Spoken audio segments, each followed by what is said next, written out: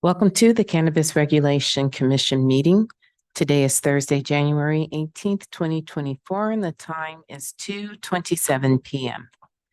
We are in the building in Safety Boardroom at 201 North Figueroa Street, 9th floor, Los Angeles, California. I am President Iris Mason, and I will be chairing this meeting. The following commissioners are present: Commissioners Farmby, Lim, Nash. DCR's Interim Executive Director, Michelle Garakian, is also present in this meeting.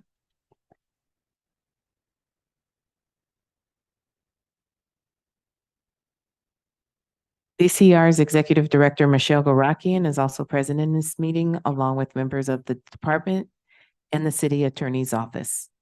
I'm going to go over some housekeeping items before we get started. The meeting is being recorded. Therefore, we ask that when addressing the commission, you speak close to the microphone and only one person at a time. Please state your name each time you speak. Members of the public who wish to only listen to the commission meeting and not provide public comment may call council phone at 213-621-2489 or 818-904-9450. This meeting is also being live streamed. Individuals who wish to watch this meeting may do so by visiting cannabis.lacity.gov and clicking the About menu link item at the top. Under the About menu, click the Commission Meetings link. Scroll down to the bottom of the Commission Meetings page to find the live stream. We will be following the agenda order.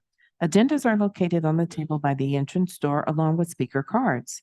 Individuals who are physically here and wish to address this commission must fill out a speaker's card and specify which item or items you are speaking on.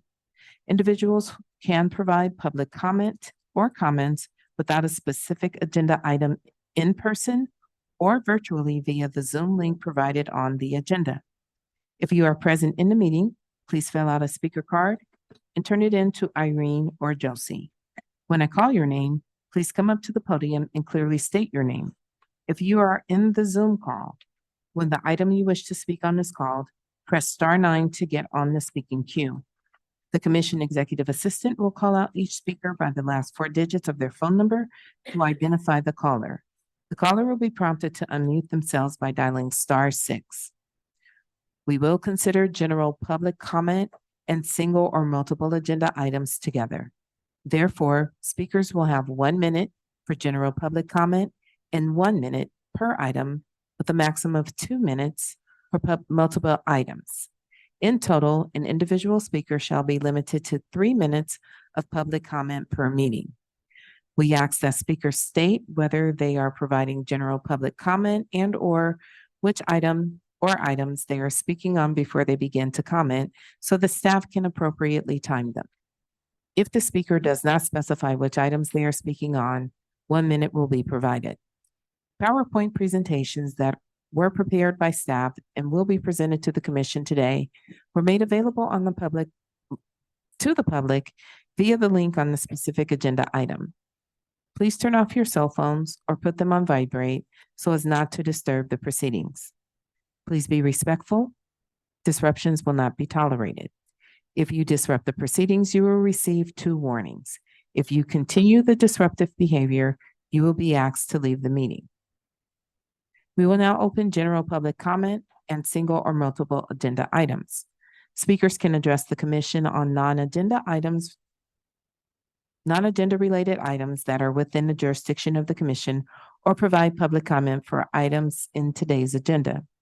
If you are listening on the live stream and have called to provide public comment via Zoom, please mute the live stream audio before you begin speaking to eliminate feedback. We will alternate between calling up individuals here at the meeting and those on the call. Please bear with us. Are there any speaker cards or callers? President Mason, there are no speaker cards. If anyone calling in would like to provide public comment, please dial *9.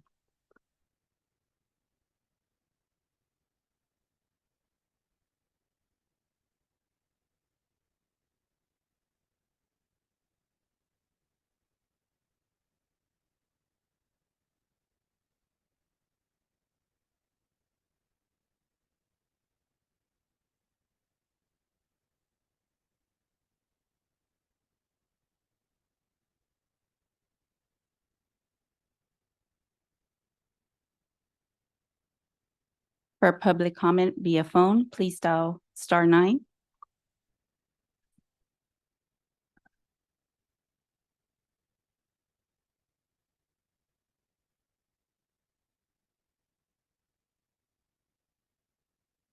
President Mason, there are no calls. Thank you, Ms. Treviso. Both the general public comment agenda item and the single or multiple agenda item periods are now closed. Item number 1, election of vice president. We have the election of the vice president on today's agenda. Is there a nomination at this time?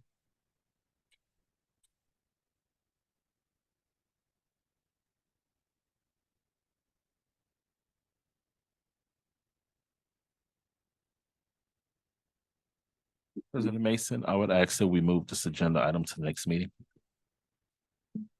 Is there a second to the motion? Second is Commissioner Lim.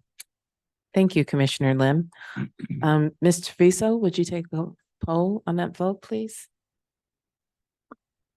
On the motion? Commissioner Farmby, Aye. how do you vote? Aye. Commissioner Lim, how do you vote? Aye. Commissioner Nash, how do you vote? Aye.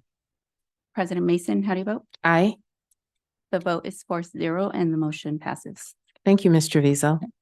Commissioners, you should have an advanced calendar in front of you with our future meeting dates. Please take a look. Are there any planned absences from any of the commissioners? This is President Mason, and we will all be absent on July 4th.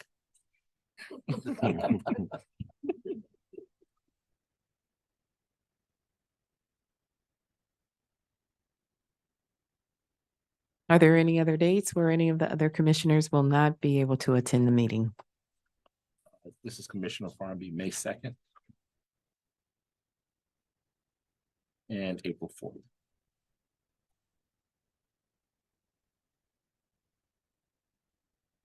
Thank you, Commissioner Farmby. Any other absences?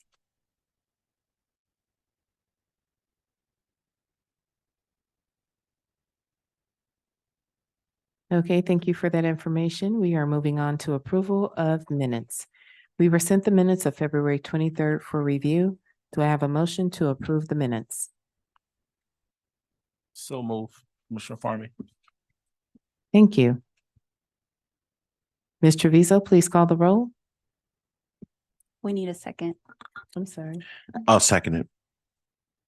Commissioner Nash. Thank you. Ms. Treviso, please call the roll. Commissioner Farmby, how do you vote? Aye. Commissioner Nash, how do you vote? I note that I wasn't at the meetings, but I did listen to them and I vote aye. Thank you. Commissioner Lim, I was not present at that, but I've listened to it and I vote aye. thank you. President Mason, how do you vote? I vote aye. Thank you. The vote is 4-0 and the motion passes. Thank you, Ms. Treviso. Moving on to commission announcement and updates. Commissioners, are there any announcements and updates? President Mason, I'm sorry, we have also meeting minutes of August 17th. I am sorry, you are correct. We are going back now. Moving on to the approval of minutes. We were sent the minutes of August 17th for review. Do I have a motion to approve the minutes? There's a Commissioner Lim, make the motion. Do I have a second? Commissioner Farmby, seconds. Thank you very much. Ms. Treviso, please call the roll. Commissioner Lim, how do you vote? Aye. Commissioner Farmby, how do you vote? Aye. Commissioner Nash, how do you vote? Again, I wasn't at the meeting, but I have listened to it and I vote aye. Thank you. President Mason, how do you vote? Aye. Thank you. The vote is 4-0 and the motion passes. Thank you. We are now moving on to commission announcements and updates. Commissioners, are there any announcements and updates?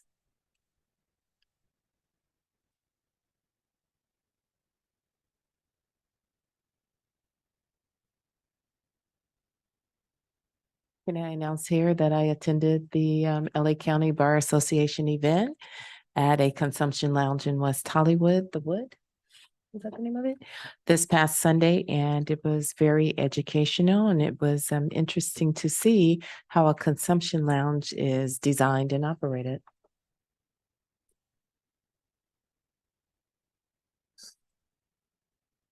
If there are no other commission announcements and updates, we will move on to future agenda requests. Commissioners, are there any future agenda requests? Commissioner Farm, I have none at this time. This is Commissioner Lim, I have none at this time. Commissioner Nash does not have any. Okay, thank you. Moving on to item 2 on the agenda, which is the report from the executive director. Ms. Garakian, do you have a report for us today? I do. Hi, everybody. How are you doing? I'll take it over from here. Thanks so much, Jason. All right. I want to say my name is Michelle Garakian. I am the executive director of the Los Angeles Department of Cannabis Regulation. I want to welcome Commissioner Nash on his first commission meeting. He is an experienced attorney with over 25 years in real estate and business litigation in prominent law firms throughout the region. I think he's going to be an asset to this commission. And I want to welcome you. I want to welcome all of our commissioners back to a new and exciting year. This is going to be fun this year. And thank you all for your commitment. I know this is a volunteer position, and I just want to say from the bottom of my heart, I appreciate you guys all signing up to join this commission and to lend your time and energy to people's success in their businesses. So thank you very much.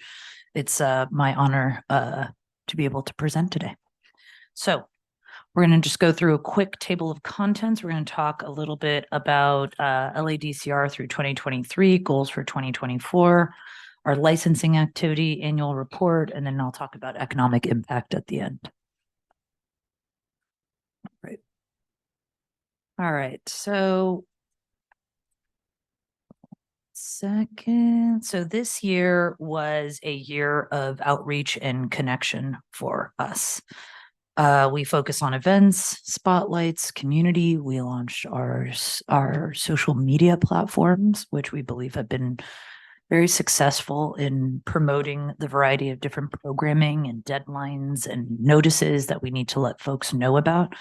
I will talk about this a little bit later, but we have our public information campaign that's going to be coming out later this year, as well as work we're going to be doing with on an enforcement study that we're going to be able to promote through those social channels, not to mention annual licensing, which is going to be coming out this year. So there's going to be a lot of activity going through those social channels. As we know, social media is often in this day and age the best way to get out the word.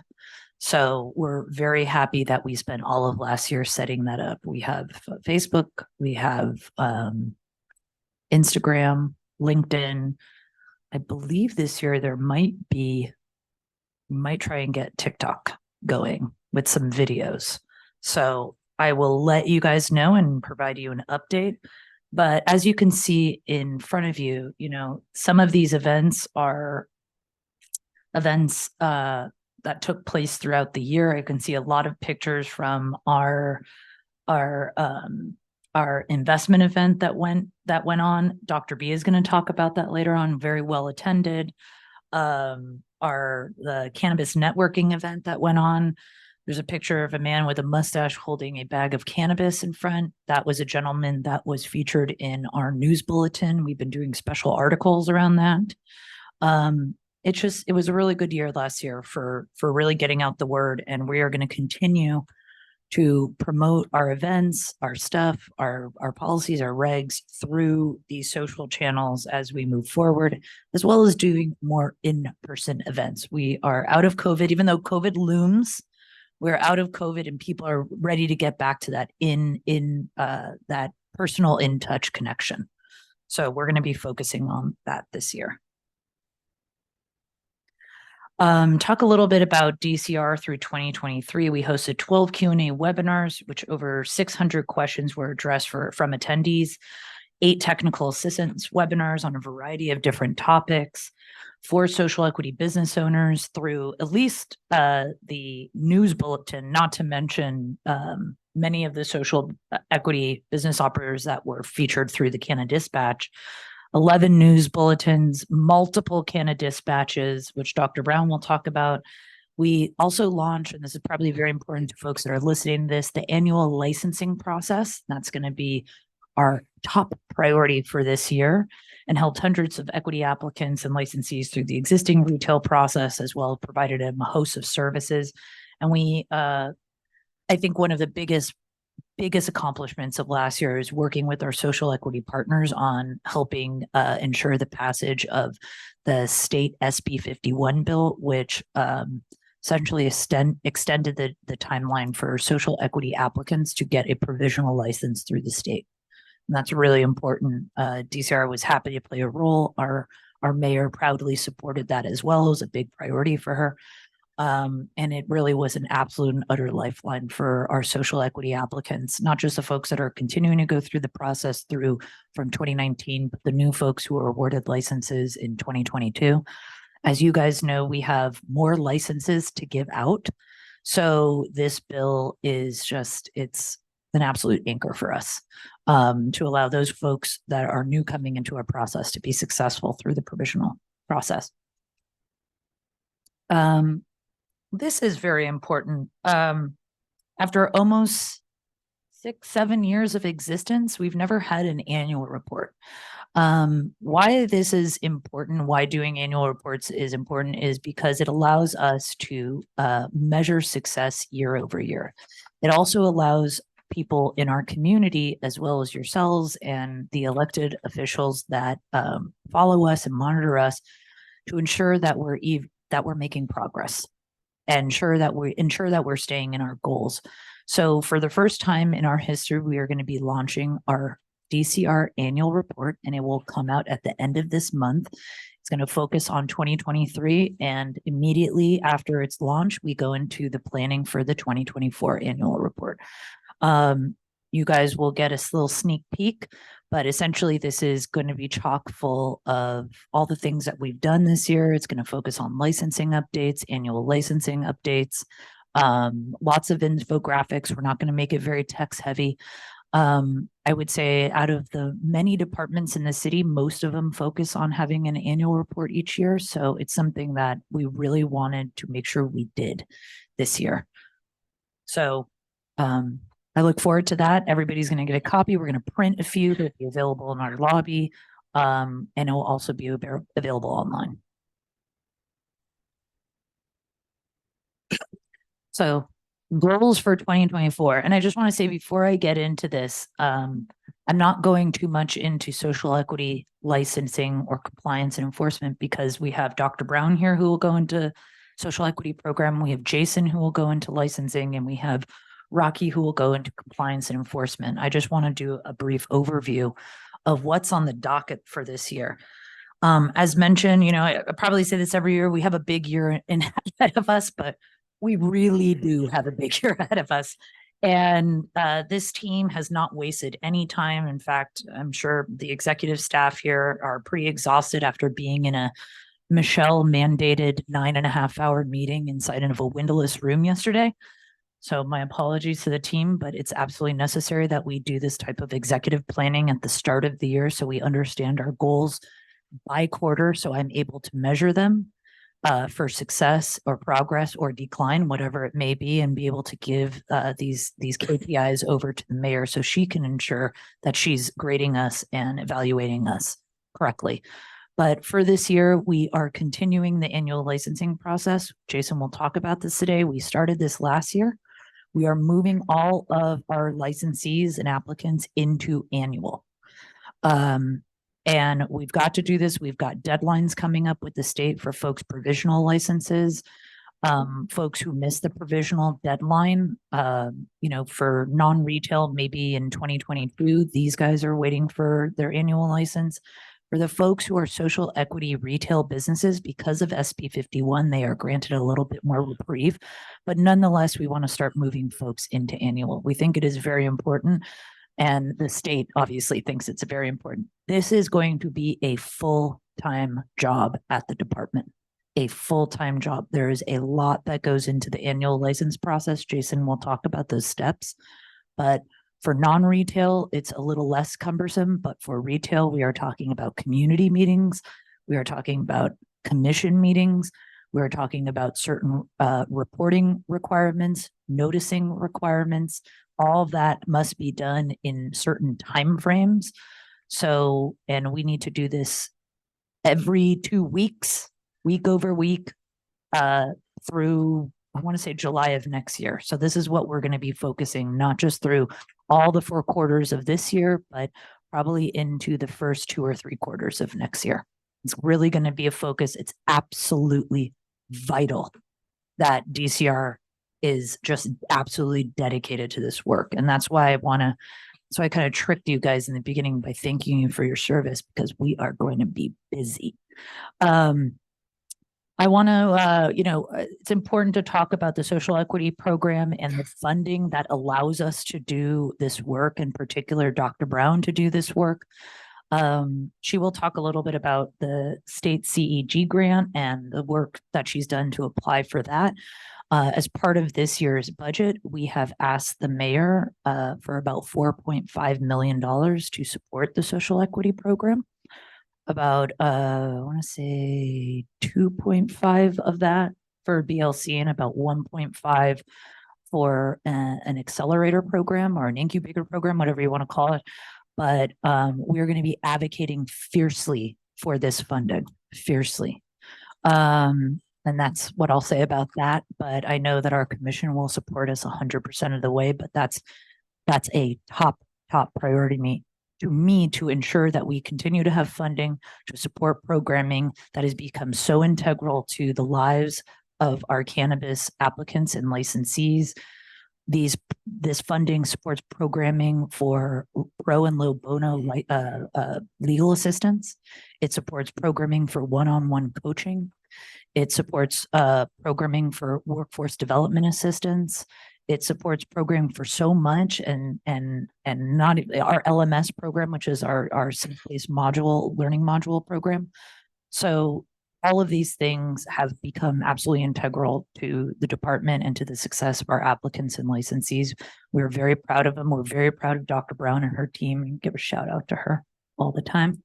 But that's going to be my second. I'm just gonna say, I'm going to put it up there with the first, annual and funding for social equity. Very importantly, we're going to be launching a public information campaign in April of 2024. What is this, you may ask?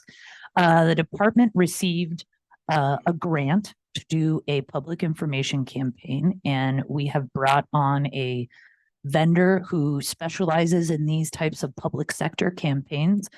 It's about a $500,000 campaign. It's not a lot for a city of 5.5 million people, but the focus of the campaign it's very simple. It's going to be this: shop legal.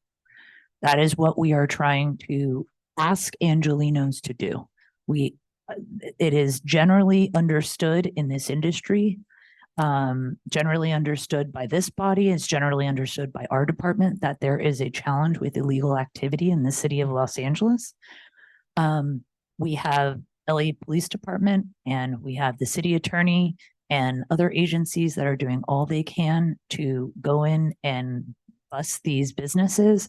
But it's also going to it's going to require consumers changing their behavior and shopping legally as opposed to shopping illegally. And it's easier said than done. I'm sure there's a lot of people at home scoffing as I say this, because product is significantly cheaper in some of these locations, not all.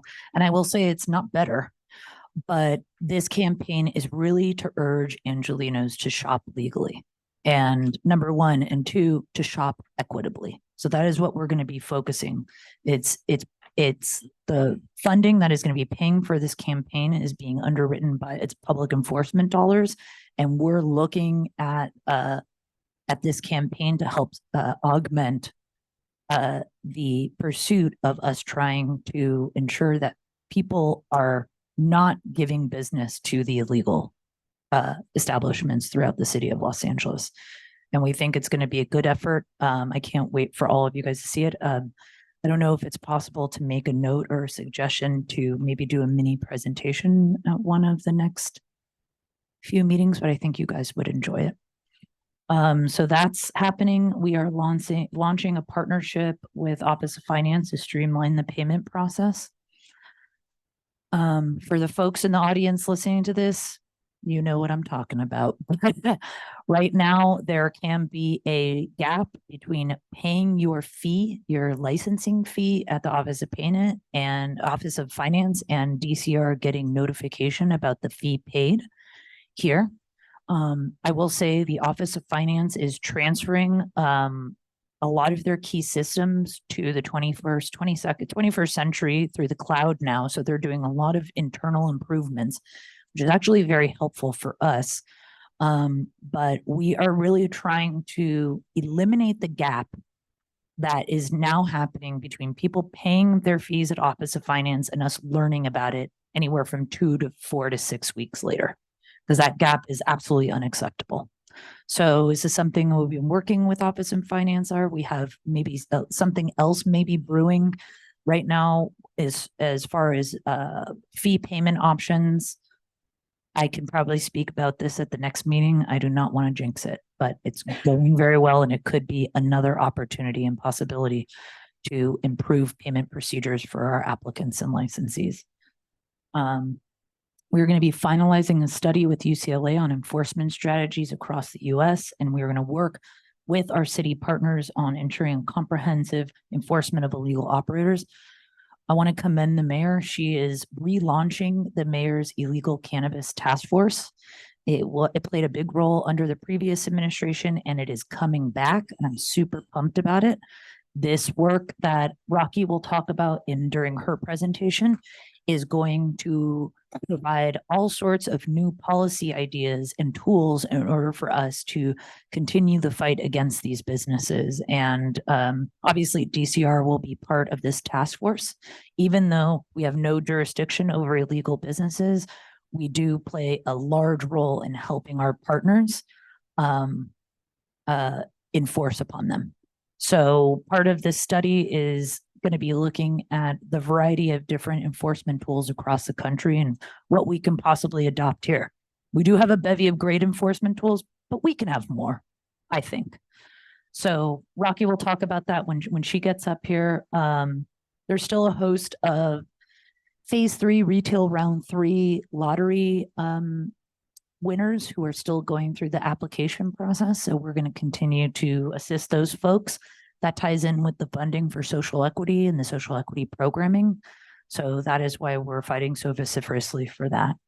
We're going to be hosting, hopefully, and I don't want to get everybody's hopes up, but it is my intention this year to try and host another SEIA verification, possibly another lottery, and as everybody can see on if desired, another PCN process. But that's if desired, and I want to talk with stakeholders in the community about whether or not we want to see another PCN process. So a lot of the work we do at the DCR and the department is based on stakeholder feedback. I do not run a cannabis business. Jason does not run a cannabis business. You guys don't run a cannabis business. So I think a lot of our best policy ideas come from the people who do. And I tend to lean a lot on them to provide us good ideas on how to move forward, which makes the most sense for their business. Keeping in mind that we are the policy folks and need to balance, policies with public safety.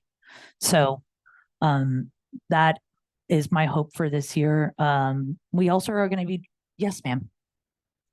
Madam Hi, this is President. President Mason. I have a question for you. Sure. When we talk about seeking stakeholder feedback with respect to launching another round of licensing, how much outreach is going to be dedicated to the community outside of the entrepreneurial space? I ask that question because I'm sensing that people are beginning to realize that what 700 feet distancing looks like in person out loud versus what it reads on paper And so I'm hearing more and more about concerns about undue concentration. Okay, that's a lot to unpack. Yeah, so it's, the equity community, of course, is going to want more licensing, but your average everyday Angelino may not be very receptive to that in certain communities. Yes, ma'am. Mm. Yes, Emily's going to tell us we can't talk about this. Yes, perhaps this is a really great opportunity to ask for a staff report at the next meeting on this topic of interest of yours. So requested. Jason, make note. All right. Thank you very much, President Mason. I appreciate these questions and I welcome that at any time. We're here at your service to provide staff reports on whatever you need, whatever your heart desires, ask for it. We can provide updates at our next meeting on whatever you guys want, actually. So this is not that I'm linking your question to anything, and Emily's not looking at me, but this is great because we are going to be also submitting a report this year on several policy proposals. When we come close to getting ready to remit that report, I will come back to this body and talk to you about some of these policy proposals. But generally, it's, amendment cleanup.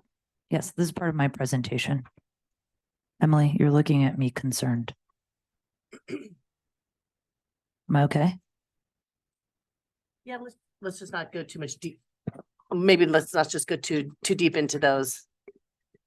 Well, it's on my presentation. Yeah, but it's not on the agenda. Got it. All right. So, yeah, we can talk about that when it comes closer. And as mentioned before, continuing to increase communication and output. This is going to be key in terms of if we are going to be launching any new processes. Not to mention continuing to assist those folks who need our help. And last but not least, host and attend more online and in-person events. So these are the goals for 2024. They are a lot of goals. As you can imagine, I think a lot of my team, when we went over these yesterday, had mini heart attacks, but you know what? This is what we do. And we are a fully staffed department now, and there is no reason why we shouldn't be setting the limit for ourselves, in my opinion. So, and it's good to have goals. And it's good to stick to those goals. And me personally, I'm a very goal-oriented person. So I like to check off the boxes at the end of the year. So that is my plan. I'm going to go to the next slide. I want to just general licensing activity. We are doing quite well with licensing. We're really turning it out. General licensing, you guys can see about 279 retail, 137 delivery. You can see there's also 137 delivery social equity below you. All of our delivery is social equity, all our new delivery. Non-volatile, 322, distro, 411, cultivation, 369, testing, 10. As you can see, social equity is representing about a third of all of our licensing activity right now. And as we continue to dispense the remaining licenses we have, they'll probably get to about 50% or more. So this is my presentation today. I can answer any questions that you have that are well within allowance. It's Commissioner Farmby. I would ask that if for the next meeting, if you can provide some information on those policy proposals. Yes, I would love to. Thank you, sir. I'm sorry, this is Emily Wada, the city attorney's office. Could you please state that a little louder just so that Yeah. the commission hearing assistant can take appropriate notes? Thank you so much. Sure. This is Commissioner Farmby. And I would ask the director if she can provide some additional information on the policy proposals. Yes, I can. Thank you. And that is my presentation today. Thank you guys very much. And Happy New Year. It's going to be fun. Yeah, and Dr. Brown, I think, is next, so I'm passing it over. Thank you. Director Garakian. Moving on to item 3, a report from DCR on the Social Equity Program from Dr. Imani Brown.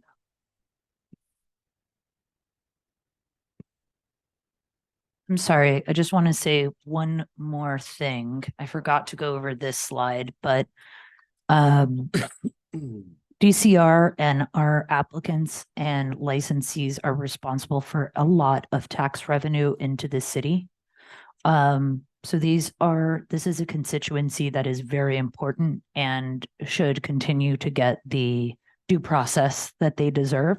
And I always think this is a interesting, good slide for everybody to see what a monolith this industry is and how much opportunity they create in the community, and 4.5 billion in local economic activity from products sold, jobs, et cetera, et cetera. So, and this is just the beginning. So thank you. Sorry, Dr. Brown. Here you go. Yeah, I'll do the slides for you. Good afternoon. Happy New Year. And welcome to Commissioner Nash for joining this body. We look forward to working with you. Today, my report will include a summary of the business licensing, compliance, and technical assistance accomplishments for 2023 and our deliverables. I'm going to go over some updates on the cannabis equity grant for local jurisdictions, our seed rental assistance grant funds and allocations to date, updates on our pro bono, low bono legal services program, our workforce development initiatives, and some up and coming initiatives. Next, thank you. As you know, I always like to begin with the public mission statement for the equity program, which is to promote equitable ownership and employment opportunities in the cannabis industry in order to decrease disparities in life outcomes for marginalized communities and to address the disproportionate impacts of the war on drugs in those communities. Next.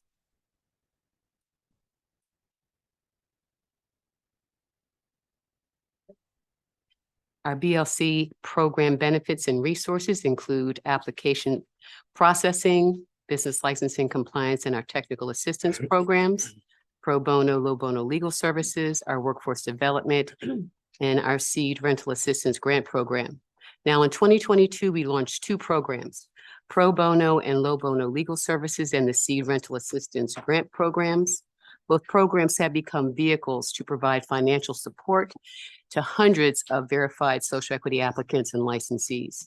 In addition to those programs, in 2023, we launched an improved online interactive job board and a collective and collaborative stakeholder advisory work group committee. The BLC program is designed to provide the resources and training to applicants and licensees to navigate the licensing process. It allows entrepreneurs to stand up their businesses. It provides training for workforce development initiatives, and it offers financial and legal assistance to ensure business stability and compliance. Next slide. Now, the City of Los Angeles has issued 457 social equity licenses across all 5 different activities, which include retail, delivery, non-volatile manufacturing, distribution, and cultivation. Now, this represents close to 30% of all licenses. And we hope by 2025, and we anticipate that at least half of all licensed businesses will be owned and operated by social equity entrepreneurs. Next. Our BLC program overview. Now, this is a snapshot of the resources and educational programs that the BLC program has provided applicants and licensees to date. Our learning management system, or LMS, is available exclusively to verified social equity applicants. There is over 160 hours of self-paced educational content. It includes 85 live webinars, including 5 beachside chat Q&A sessions. It includes 8 learning pathways. This digital platform offers a comprehensive suite of information on topics such as marketing and branding, insurance requirements, commercial leasing and contracts negotiation, track and trace, licensing procedures, cannabis tech applications, workforce development training, and good faith hiring requirements, and more. And it is in addition to our LMS programming, there were 98 applicants who were referred to our pro bono and low bono legal services program. We offer over 350 hours of one-on-one business coaching, professional and workforce development coaching. That resource alone has been so vital to our entrepreneurs in helping them stand up their businesses. We distributed $5 million in direct financial assistance through our Seed Rental Assistance Grant Program, and we continue to do public outreach as a part of our workforce development initiative via virtual and in-person networking events. Next, please. Now, in 2022, the SEP team developed and launched a standalone website for the BLC compliance program. On this site, you are able to access the LMS. You can register for webinars. There's DCR updates and more. Now, the new BLC website houses supplemental resources such as the revamped job board, which allows job seekers to find career opportunities at licensed cannabis businesses. It also allows licensed operators to find social, equity, local, and transitional workers. The website also functions as a portal to assessing one-on-one coaching registration. DCR's monthly Canna Dispatch newsletter and all Canna Dispatch archives, video archives, and upcoming events are also on this site. Now, the BLC website provides a home for all available BLC services, programming, and content, including our monthly Canna Dispatch newsletter. Now, since the website was launched in 2022, the general public has the ability to remain informed on SEP news and updates by subscribing via SMSs and the email alert portal. The website is currently under construction, and we hope to roll out a new and improved website in the up and coming weeks. That's a big priority for us. Next slide, please. Now, the BLC overview stats. In 2023, the Social Equity Program published 12 Canna Dispatch newsletters. We hosted 24 live webinars and Q&A sessions. We added 198 jobs to the job board. We hosted 2 in-person events, Cannabis and Capital Investor Networking Forum, which was held at the Convention Center, and the Los Angeles Cannabis Unite, which was held at the Mayfair Hotel. We organized the DCR Stakeholder Equity Advisory Group, and we held 2 meetings. Next slide. Yes. Okay. Next slide. Yes. DCR has now hosted 2 of the largest in-person events of its kind in Los Angeles. The Cannabis and Capital event was an investor networking forum at the LA Convention Center, as I just mentioned. This event gathered the cannabis community to inform them about the investor journey and connect them with DCR resources, industry investors, funding, and capital opportunities. Equity entrepreneurs were given access to information on grant assistance, business plan guidance, and the tools and resources the Social Equity Program provides. The Los Angeles Cannabis Unite Summer Edition was a business and professional development mixer at the beautiful historic Mayfair Hotel, and it hosted business supply chain networking segments, and it highlighted DCR's resources, including a new and improved job board. Next slide. At the Cannabis and Capital event, over 450 industry investor experts and leaders, Los Angeles operators, licensees, entrepreneurs, and supply chain businesses, as well as cannabis brand representatives participated in investor networking, tabling, and discussions. There were panel discussions which consisted of topics about perfecting your pitch and getting to yes while preparing for your investment journey. Next slide. The Cannabis Unite Summer Edition, which took place on June 17th at the Mayfair Hotel downtown, was part 2 of our Unite networking event series that brought the community together to commemorate and celebrate the Los Angeles Equity Operators and Cannabis Workforce Initiative. There were 565 attendees that participated in a variety of activities that were set up all across the hotel. We had the whole hotel. The DCR Resource Room offered direct assistance from participating state agencies. The Agriculture Labor Relations Board was there, as well as EDD. Attendees had access to free professional headshots. DCR licensing team was on hand to answer questions and meet many of the applicants and licensees that they serve. We're proud to have hosted these successful events in 2023 to afford the community the opportunity to learn about cannabis careers, meet industry leaders, manufacturers, cultivators, operators, licensees, and employers. With the overwhelming positive feedback we received, we hope to curate additional business development events and outreach opportunities for community networking for this year. Next slide. Our job board, we launched this, and it was a new and improved job board in May of 2023 on our website. Now, the job board's function is to serve as a centralized hub for Los Angeles cannabis operators and job seekers to find each other.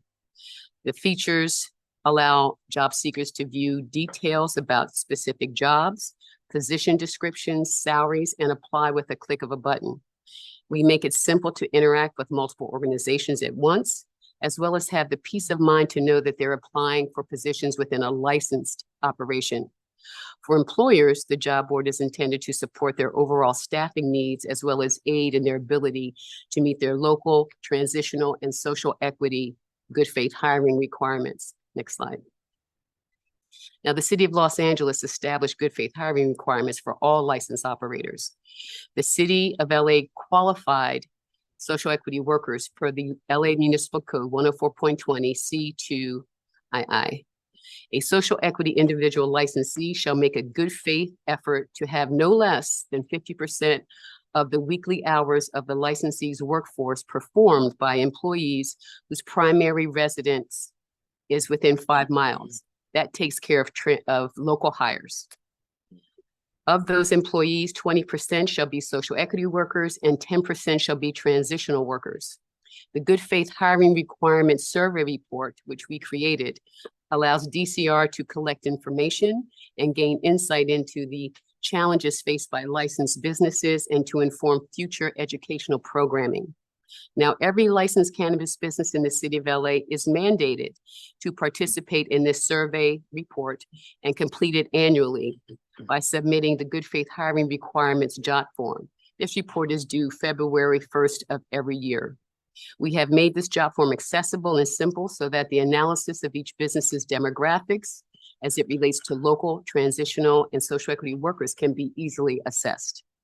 The good faith hiring report can be found in the employer's toolkit, along with a guide to all other employer assets on DCR's licensed employers resource page. Next slide. Now, DCR has organized the first official equity stakeholder advisory committee. The goal of this advisory group is to ascertain the efficacy of the BLC program. We seek candid feedback and suggestions from users and recipients of our resources and programs. We are looking for information that will assist us as we embark on a new business development contract cycle with participants from all license types, except for lab testing. We meet quarterly to constructively discuss the successes and challenges of this program. Next slide.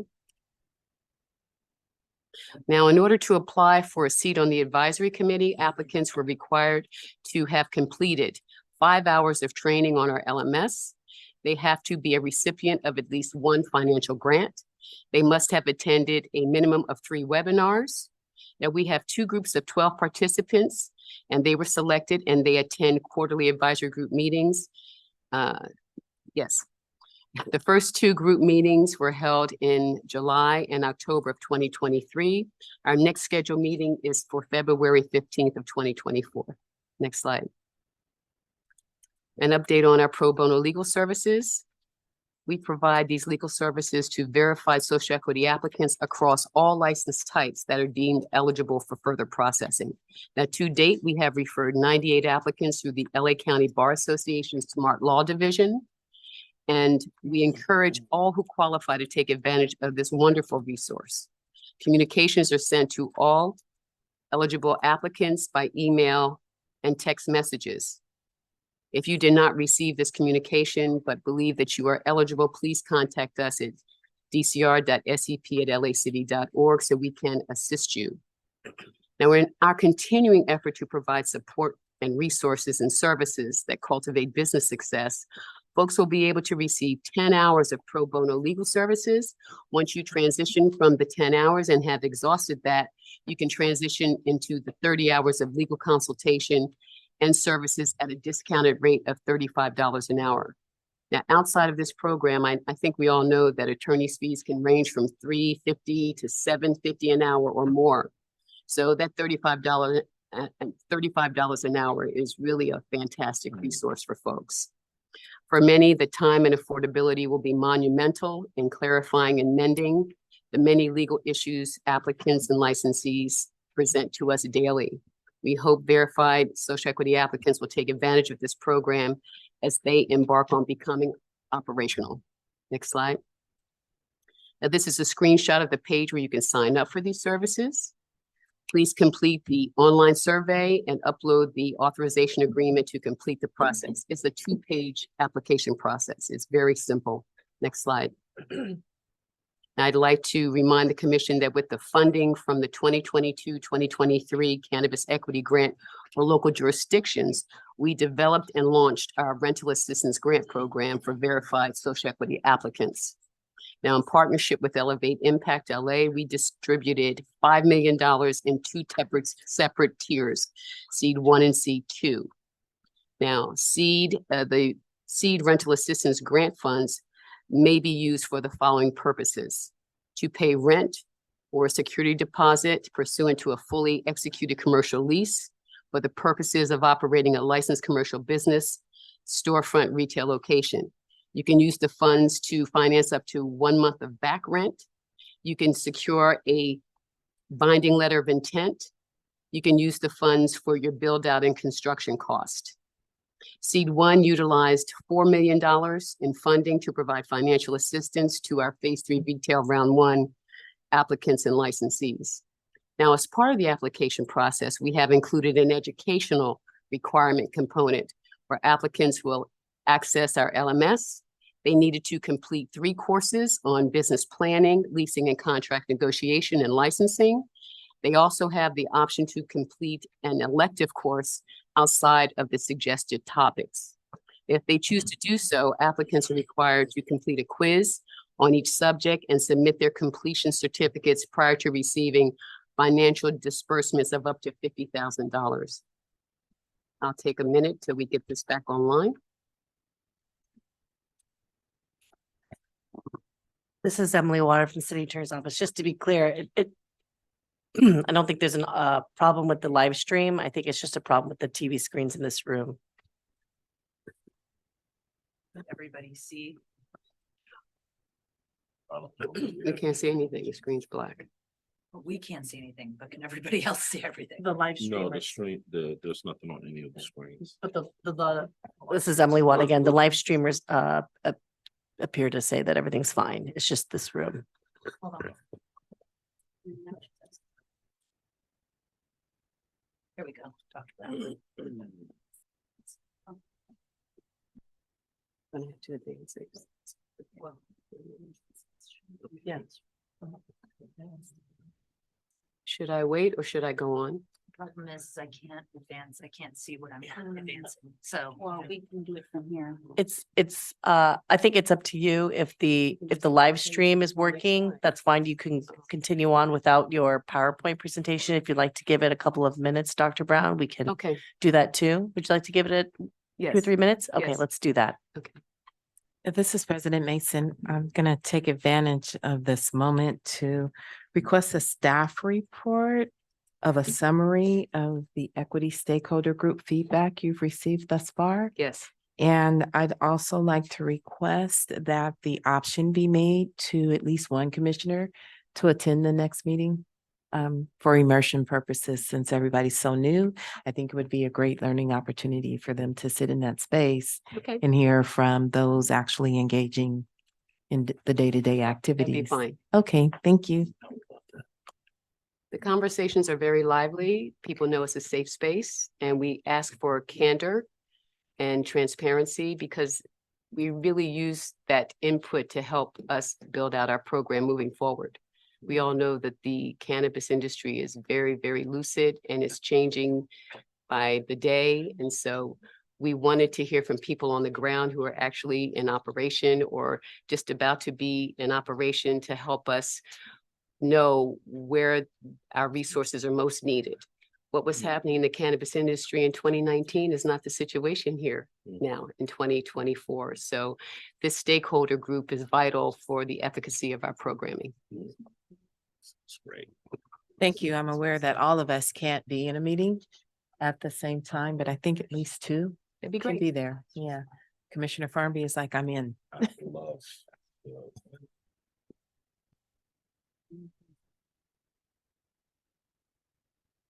Today is not our day for technology.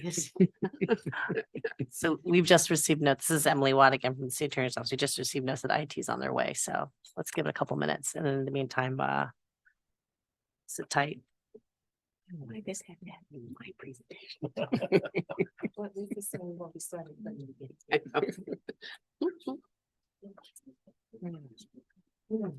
Yeah.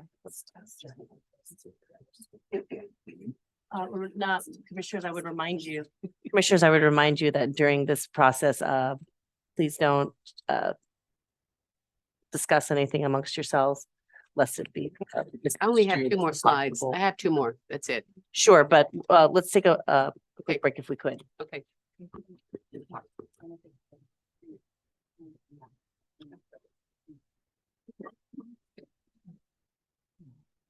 Time is 3:24 PM and we are taking a break. We're taking a break.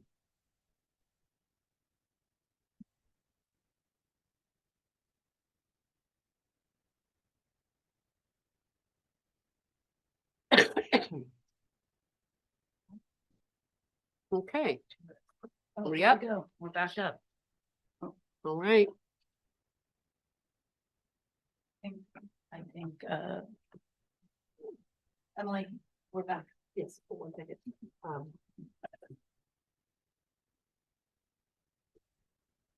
Apologies to everybody. We need to.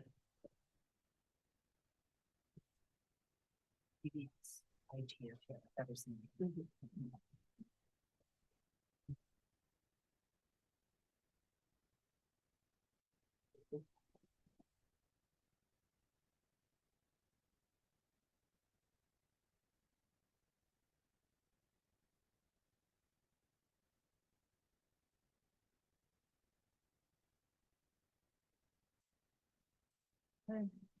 No, go ahead. Someone open the door. One more second, Dr. Brown. This is Emily Watt. I think someone is knocking at the back door. I think it's IT.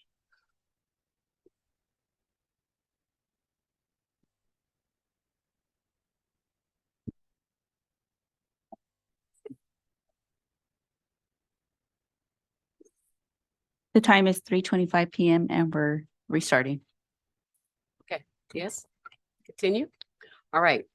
So in order to receive the $50,000 for our rental assistance program, it was dispersed in 3 tranches. The first disbursement course requirement was you had to take a class on commercial leasing and contract negotiations, part 1 and 2. For the next disbursement, you had to take a business planning and operational development class. And for the third disbursement, you were able to have an elective, a course of your choice, as long as it was part of the LMS. Now, the C2 Rental Assistance Grant Program utilized $1 million in funding from the Cannabis Equity Grants for local jurisdictions to provide financial assistance to our verified applicants and licensees, to people who are seeking temporary approval or a license for license types that are not retail cannabis businesses. So seed 1 was for retail, seed 2 was for non-retail. Okay. You would have had to have passed a pre-application review stage with a compliant proposed business premises. And you would have had to have an executed lease and or binding letter of intent for that proposed business. Now, C2 applicants are required to fulfill 1 educational course requirement on commercial leasing contracts negotiations, part 1 and 2, in order to receive a $10,000 disbursement. Next slide. And our rental assistance grant program stats to date, the department hosted 4 lunch and learn webinars after the program's official launch, where they were walked through the seed rental assistance grant application process line for line. They were able to ask questions in real time for this application. The Elevate Impact team has conducted extensive outreach to applicants through one-on-one direct technical assistance to support them through the application and submission process. Now, our goal for this installment of the Cannabis Equity Grant is to assist qualified entrepreneurs with securing and maintaining social equity-owned compliant property and businesses. Awarding equity entrepreneurs up to $50,000 has the ability to change the trajectory of equity businesses that are in dire need of rental assistance right now. Next slide. To date, 181 verified equity entrepreneurs have received grants up to $50,000 deposited directly into their bank accounts. In total, $5 million was dispersed. 4.3 of that has been dispersed to our Seed 1 recipients, and $700K has been dispersed to our Seed 2 recipients. The application window opened September of 2023 and it closed September of 2022, and it closed March 30th of 2023. Elevate Impact continues to diligently ensure that additional funds will be dispersed to applicants fulfilling their educational requirements and submitting documentation. They did that through July. Now, we hope to continue programs like this while being intentional, innovative, and aligned with our mission statement and goals. As access to capital continues to be a major barrier for equity entrepreneurs, programs like our rental assistance grant are vital, and we are very proud of rolling out yet another successful financial resource to the equity community that we serve. Next slide. Now, our goals. As we continue to expand and offer business licensing, compliance, and technical assistance to our verified equity applicants and licensees and current operators, the social equity program team is working diligently to provide well-developed and designed curricula and opportunities to meet people where they are. In 2024, the SEP team plans to expand online educational content, coaching, pro bono and low bono legal services. We will continue to host more in-person educational and technical training events, provide crucial career development services to job seekers and employers, and use grant funding to be innovative and progressive as we explore the needs of social equity applicants in the cannabis industry. And with that, I'll turn it back over to President Mason. Thank you. Thank you, Dr. Brown, for your report. Were there any questions from commissioners? Hearing none, we will move on to item 4, a report from DCR on the licensing program from Assistant Director Jason Killeen. Good afternoon, Commissioners. Assistant Executive Director Jason Killeen. So to date, DCR has issued over 1,400 temporary approval licenses, of which approximately 400 were for the retail storefront activity, which will have to come before this commission over the next 15 months. So DCR anticipates deeming the first set of those retail storefront applications complete on January 29th of this month, with the goal of having the first case files to you for consideration at your May 2nd meeting. DCR is working directly with the Department of Cannabis Control on a calendar for annual license applications that will have to come before you this year, and we will present that information at your next meeting. We do have a meeting set up with them in the near future to finalize the calendar for the remainder of this year. I do anticipate that this will be a very busy year for you. In your first opportunity to take up these annual license applications. Last fall, we did transition all of our temporary approval applications to the annual licensing program. And all of those annual license applications will need to be considered either by this body or the director by the end of June in 2025. For your information, the Department of Cannabis Control has been phasing out their provisional licenses. So all of our licensees operating with temporary approval had the ability to continue operating with that temporary approval through June 30th of 2024.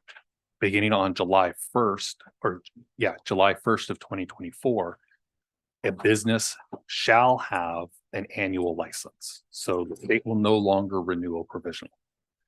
So the way we are going to be transmitting our recommendations to you is based on when that business's provisional license expires, so that business do not have an operational impact, that they will be basically aligned to get their annual license prior to their provisional license expiring.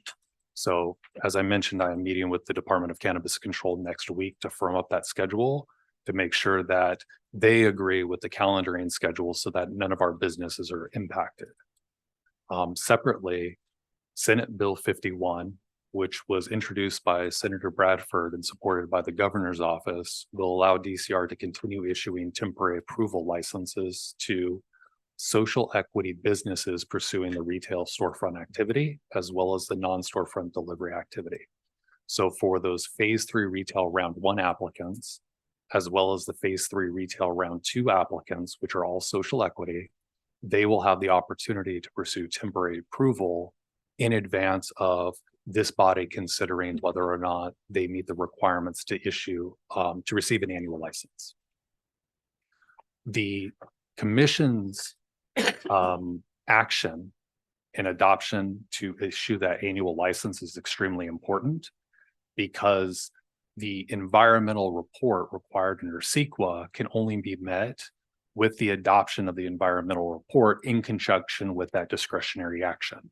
So the commission may have heard from various stakeholders about, when am I going to get my notice of exemption? When is my document going to be filed? It will be filed after this body has an opportunity to take up that individual's case and make a determination on that case. So again, the department's commission staff will be preparing a presentation on what this body's role will be, what the anticipated volume of work is going to be, and what those future meetings will look like, and provide that at a future meeting. With that, I conclude my presentation. Thank you, Assistant Director Colleen. That might be a record. No. I'm like, you're done?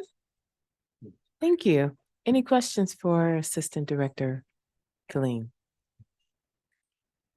Okay, hearing none, we're going to move on to item 5, which is the report from DCR on the Compliance Enforcement Program from Rocky Wiles.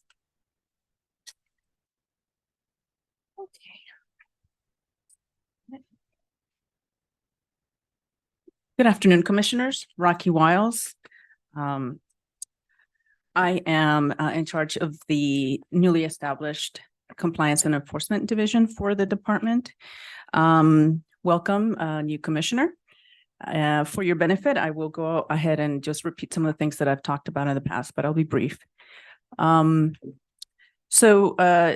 To bring you up to speed, the Compliance and Enforcement Division was actually just approved by City Council last year, even though the department is 5-6 years old. Our division was actually just approved last year. And it wasn't until August that the Civil Service Commission went ahead and approved the allocation of the actual staff. So after that, we started, conducting interviews, and it wasn't until July, at the end of July of this year, that we were fully staffed with this new division. So this is a new function of the department. There's absolutely no infrastructure that has been put in place before we started looking at the things that we needed. I mean, you're talking about all the forms, the procedures, the templates, just how we're going to conduct a compliance inspection versus an enforcement investigation. All that needs to be put in place, as we are also receiving thousands of complaints. So it is a huge task, but I have been fortunate to, I was able to interview everybody in my unit, and they are superstars, just like my commission staff. So I'm very confident that this is going to be a good year for this division as well. The division actually consists of, it's not very big. I have a senior management analyst that oversees day-to-day operations of the division. And she oversees 2 special investigators, 2 management analysts, and a senior administrative clerk. So what you have on the screen here is just 3 parts of what I'm seeing as the main functions of this new unit. So the first leg of this tripod is we have our compliance inspection program. I need a drink.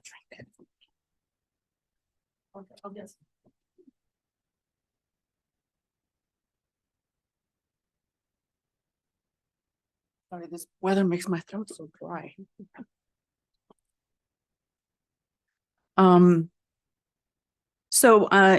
Yeah, the first part of the program is the compliance and inspection program. We will be conducting very thorough inspections of business premises to ensure strict compliance with the rules and regulations, specifically the operational requirements that are found in regulation number 5. So, given the small size of this unit, inspections will be systematically scheduled by the community planning area or triggered by complaints with prioritization given to the severity of the violations. So the second part, in the compliance inspection program also includes the emblem placard program that we are running in conjunction with the County of LA, Department of the Health Department. The second part of the work program is the progressive enforcement procedures we have to put in place. And this is, when we get complaints that are major or moderate in severity. And, these are the kinds of complaints where you see folks that maybe are licensed for one activity conducting another activity. So, when we see those kinds of complaints, we take those out of the, out of the queue, and we go for those first because obviously they are, a nuisance to some of the communities. So we really tried to separate, how we conduct compliance inspections and how we conduct our enforcement investigations. The third part of the work program is basically all the resources that we are going to need to be able to run the program effectively. I do have the Prop 64 enforcement study that Michelle talked about, but I won't be talking about it because it's not on the agenda. But I will bring back our consultant that is working on this study, and he will make a presentation for this commission at a future date, and it will be agendized.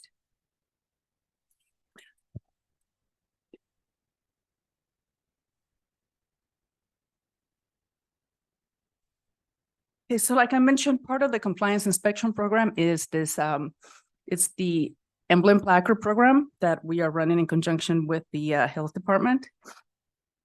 So pursuant to our contract agreement with the department, the health department, they conduct these inspections for the city of Los Angeles. Last year, actually in 2022, we ran a webinar with the health department that focused on how these inspections are carried out. This is a crucial part of our program because they ensure that the businesses are evaluated, based on what they check is a lot different than what we check. So, as you see on the screen here, they make sure that the plumbing, equipment, water, they have to have hot water. They check their mops, and if there's, kitchens, they definitely check different things than the things that we would be reviewing. So this is like I said, it's critical that all of our operators schedule these inspections with the health department because they actually worked with us on they work with us with the operators that are already operating without the health department permit. Sorry, this thing keeps buzzing on my arm. And what they're doing for the department is they came up with a process that is less expensive than the regular process to get these health department permits. So in order to get a health department permit, you normally would have to go and apply, submit plans to the health department and pay a plan check fee. The plan check fee is at minimum, it's at least $1,000 per activity. And it's based on square footage. So it can go up to $4,000. And you have to present the plans, submit them, they have to review them. So there's also a lot of time involved. The process that they actually came up with is a site evaluation where our operators wouldn't have to submit plans. They would have to just call the health department and schedule the site evaluation. The health department actually gives the operators exactly what they're going to be reviewing so they can prepare and pass the inspection. If they pass the inspection, they just have to pay for the permit. And for retailers, they get their emblem program and they get their permit, and that's that. Because our operators haven't been very fast, I guess, at scheduling these inspections, they're not really calling. So we really do have to reach out to our operators because as of March 31st of this year, they're going to sunset this, this program. So people will have to actually submit plans to the department, which, it's not something that it's going to take more time. So I'm hoping that, the operators listening to this meeting, call the health department and schedule these inspections. On our website, if you go to, show you here, on our website, under the compliance page, there's a lot of work that needs to happen on this website, and that's part of the work plan for the year. But on this page, if you click on here, and I can click on it, it is linked. This presentation slide is linked to our website where we have a list of all the locations that are eligible to request this inspection from the health department. There's the list of, I want to say 100. There is 132 locations that are eligible to call for this inspection. Out of those 132, only 56 have actually called and gotten the emblem.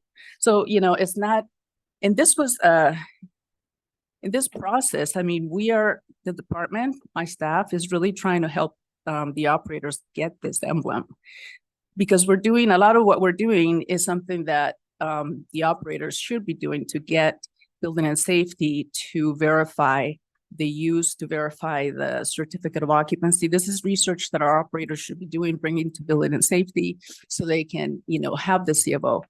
But we wanted to expedite it. So my staff was trained on how to do all the research.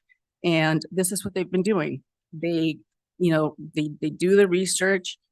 After the research is done, we sent it to building and safety. We generated a form where building and safety would just sign, if they agree that the use is consistent, that the permit is consistent with the use, then they go ahead and approve it. We let the health department know, and within a week they can get an emblem.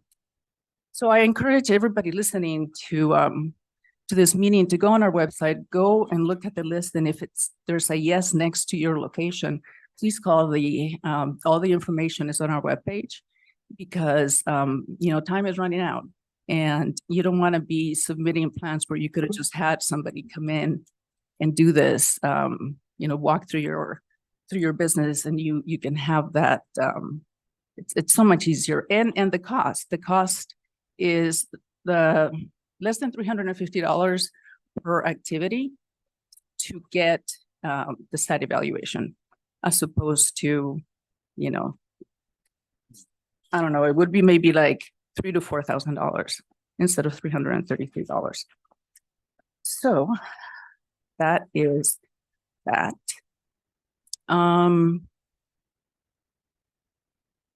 So this is, I talked about this in the very beginning. We've started our compliance inspections. So this, we do a lot of the work upfront. Jason mentioned that we're gonna have about 400 retailers. That doesn't include all the delivery. The way I look at it is 1,500 licenses, like 800 businesses that we have to inspect. Initially, there was talk about doing 2 annual compliance inspections. But I have like 5 people. That would be like 1,600 inspections per year. I mean, we're not that great. So I think that, you know, beginning for the next few years, I think 1 annual inspection, you know, is what our goal is. Of course, if there are complaints, you know, those would have to be investigated separately. But this is the workflow of how we're going to conduct our inspections. A lot of the work is upfront. My staff is, you know, really trying to establish a relationship, good rapport with the operators. What we want to do is do a lot of the prep work upfront, you know, review the record, and then ask for things that are missing, explain the things that we're going to be looking at, give the operators a copy of our checklist so they can, you know, they can self-assess and see if they're going to pass. Because if there are, you know, if there are things that are not complying with the regulations, we're going to issue a notice to correct. Hopefully, you know, if it's not a major or moderate violation, there won't be any fines associated with that. We really want to get our folks into compliance. My staff is very, very thorough, and these inspections take, you know, 2, 3, 4 hours because they are checking everything, and I mean everything that is in our regulations, so that when we say this, you know, this location has been inspected by DCR, there is that confidence level. So again, a lot of the work is done upfront because we want to also avoid having to come back to check some of these things. So if they can correct violations before we get there, even if, you know, if there's minor violations that we have to check later, maybe it's something that we can do virtually, or they can send us, you know, something email, and we don't have to go back out there, because again, if we go back out, there's, you know, we have to charge for that time. So we're really trying to do a lot of the prep work up front. So after, you know, after we get all the back and forth, we'll conduct the inspection. If they pass, then that's great. If they don't pass, you know, obviously we start this over until we get them into compliance. If, you know, if they ignore our notices to correct, then of course they can escalate. But our operators are awesome, so I think that they're going to be very happy to see us. Let's hope. The second part that I was talking about earlier was the enforcement investigations. You know, this is not our favorite kind of work because, you know, it does, number one, it's very, I mean, it takes a lot of hours. It's a lot of man hours. It's not just, you know, my staff, myself, or attorneys. I mean, we spend a lot of time before we take an action. We have taken, I think we have sent out a total of 5 locations. I want to say 4 or 5 locations. So far, people have been, you know, the folks that we've cited have been cooperative, and they've come to the table, and, you know, we've been able to negotiate things on the payments of the fines, but for the most part, you know, they are complying. They are willing to comply. So, and I think, you know, also, hopefully word is getting out that we are, you know, that there is this new division in the department that is going to be going over to our operators and making sure that they do follow the regulations. I mean, for the past 4 or 5 years, there's been little to no oversight of the day-to-day, out there. So, in actually, when I go to some of these, when I go to some of these stores on the weekends, you see things. So I'm hoping that, and they're minor things, maybe the employees are not wearing their badges, or, maybe you don't have enough people, enough bud tenders. And so these are the things, these small corrections and modifications can be made before we get there. So we don't have to deal with, issuing notices of violation. This basically shows the progression of the actions that we will be taken. And, it's not always going to be linear like this. It's not, you issue the notice to correct, notice of violation, we have a notice of suspension, and then revocation. We can go straight to suspension, obviously. But we do want to, the goal of the program is to educate our operators and to train them and to help them comply so that, communities and businesses can live harmoniously.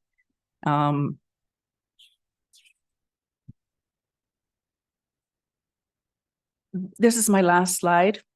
And, oh, this is strange. Okay, so this is the wrong slide. Because if you do the math, it doesn't add up to 67. You can tell that right away, but that's because it's missing the box that has the referrals to LAPD, which it's about a little over 1,700 complaints went to LAPD. So the difference between those three are the complaints that went to that we referred to LAPD.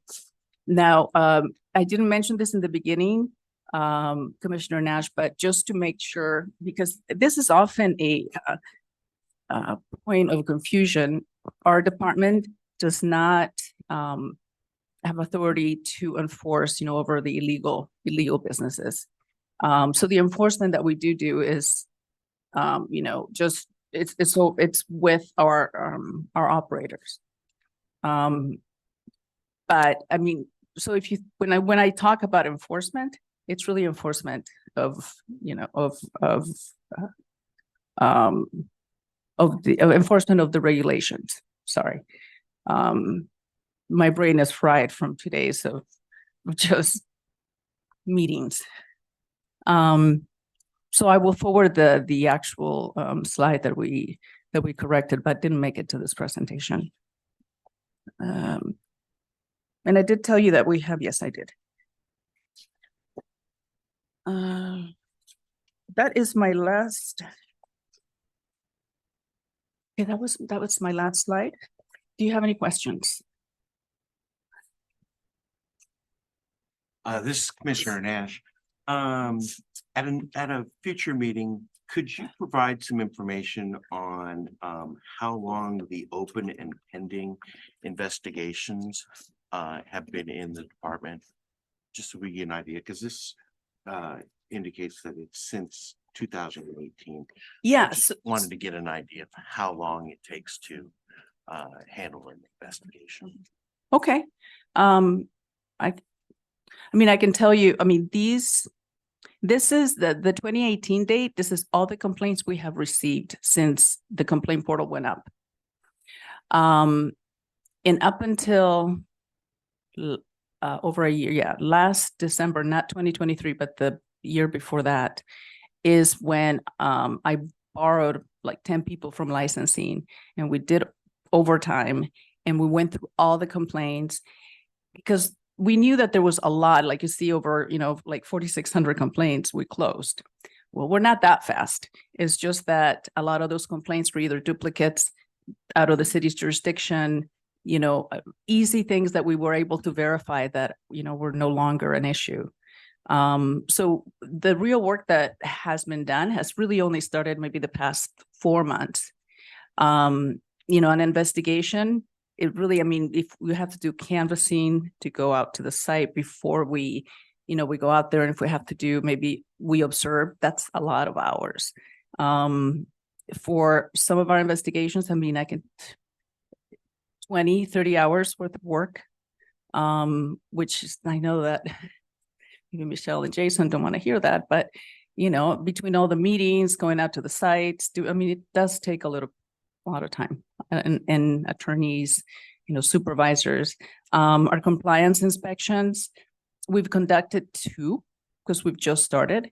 There were small retail establishments, and we're only starting with the retailers and the delivery because those are the businesses that I think affect the communities, the public, the most.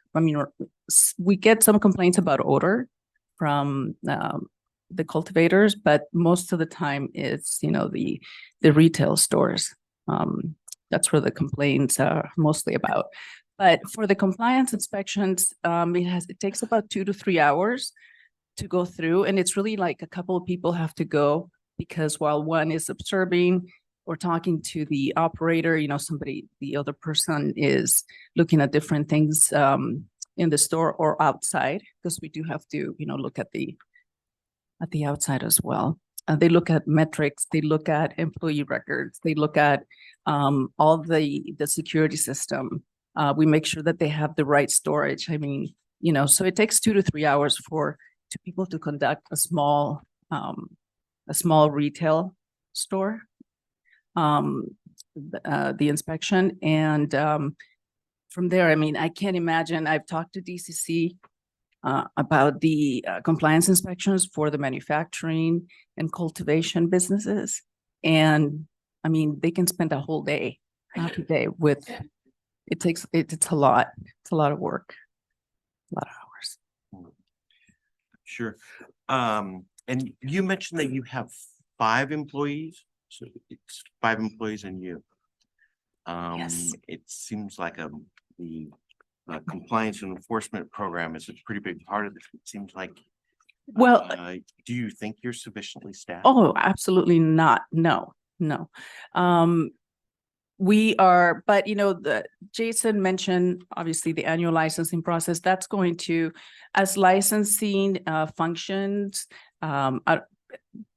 become more streamlined, a lot of those or some of the analysts that are in the licensing division will naturally transfer over to compliance. But right now, yeah, it's completely separate than licensing. So we ask for additional staff every time we get the chance. But it is a big function. I need to at least double, I think, the number of employees. Thank you. Can I say something? Emily, is that all right? Can I chime into this conversation? It's gonna unlike what? I just want to add to the questions that Commissioner Nass About asked. staffing issues? Yeah. Sure, I guess. Okay. As long as it's not too lengthy. Thanks. Like Rocky said, my name is Michelle Garaki and I'm the executive director. Thank you, Commissioner Mason, President Mason. Like Rocky said, we just kind of got funding last year to support this department. Furthermore, as we exhaust the rest of our licenses and we start going through the annual process, you're going to see this department kind of move from a licensing department to a compliance department. So at some point, every employee will be Rockies, if that makes sense. And that is definitely where we are going. We did ask for 3 new position authorities in this year's mayoral budget. So we're hoping to get that. That would be for 2 additional personnel inspectors, so people to do this compliance and enforcement work. But yeah, we agree. She does need more staff and we're working towards it. But at some point, you are going to actually see things being reallocated over to her. Just going to be like a reorg. It's kind of has to be. That's it for me. Great job, Rocky. This is President Mason. Are there any additional questions? I have a question. Thanks, President Mason. Please state your name for the. Yes, I'm thinking about what my name is right now. It's Commissioner Farmby.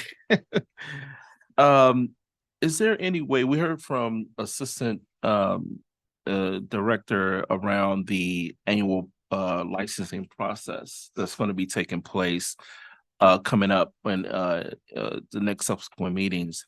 Is there any way to get some sort of trajectory around the transitioning of the annual licensing process and how it would move to the compliance operation? You want to take this? Well, I'm sorry, this is Emily Wada, the city attorney's office. Commissioner Farber, are you asking about? I'm sorry, could you please restate the questions just because if it's not something that we agendize, then we should probably ask for a report back at the next meeting if we want to engage in a lengthy conversation about this. Oh, yeah, I wasn't, that wasn't my intention. It was just a question, of course either not. for here or either for a future meeting. Mhm. It was in regards to the previous report from the. Mr. Clean? Yeah, and how it relates to your department. The focus of the department. From the licensing more to compliance. Oh, how the department would be shifting Yeah, resources from Yeah. licensing into compliance. Yeah, perhaps we should ask for that in a report back. okay, all right.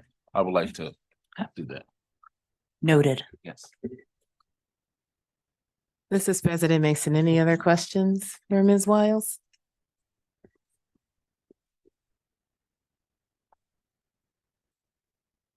Okay, hearing that there are none, I would like to thank those who have called in for listening in to our first meeting of 2024.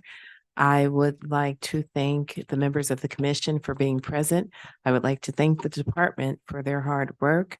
By my count, we have at least 7 report backs that have been requested in this meeting.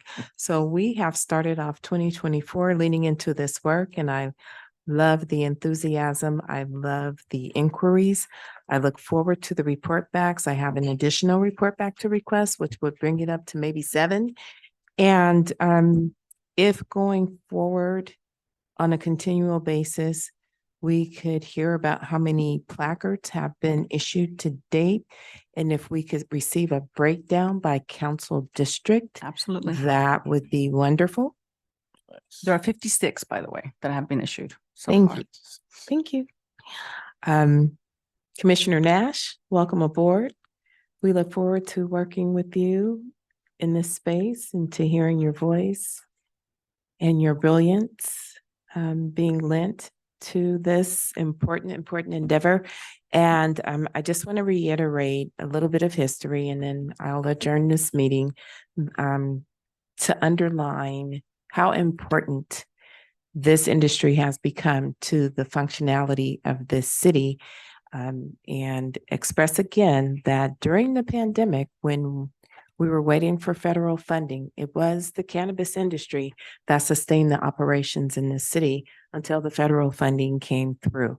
So that is how crucial the work that we are doing has become to the viability of our city. So let's be proud of the work that we're doing. Hold your heads up when you're out and about in the community. And thank you for your service. The time is 4:06 p.m. and this meeting is adjourned. Yay.